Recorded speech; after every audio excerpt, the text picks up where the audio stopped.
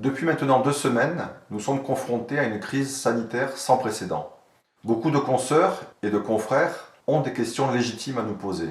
Nous proposerons, chaque jour de la semaine, une vidéo qui répondra à toute problématique, qu'elle soit d'ordre médical ou économique. Avant de répondre à tous ces sujets, nous devons remercier tous les chirurgiens dentistes qui, par leur engagement au quotidien, permettent de répondre aux conséquences de cette pandémie.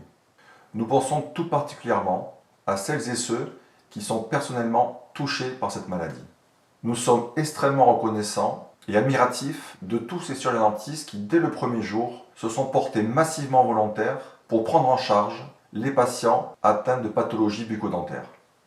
Nous devons aussi remercier les membres des conseils départementaux de l'ordre qui permettent la bonne coordination entre les régulateurs et les cabinets d'astreinte, répondant ainsi aux besoins de la population.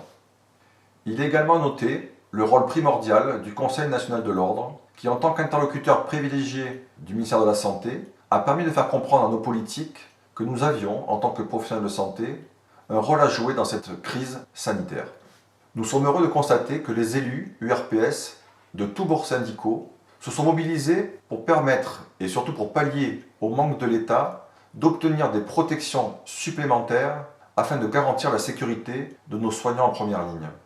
Hélas, nous ne pouvons passer sous silence l'attitude irresponsable de certains d'entre nous qui, malgré les recommandations de l'ordre national, continuent d'exercer dans leur cabinet, exposant ainsi leurs patients à un risque de contamination.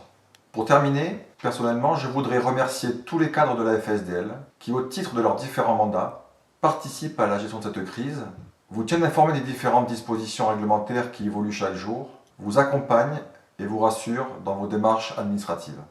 Demain, nous vous donnons rendez-vous pour aborder le premier sujet, le chômage partiel de vos salariés.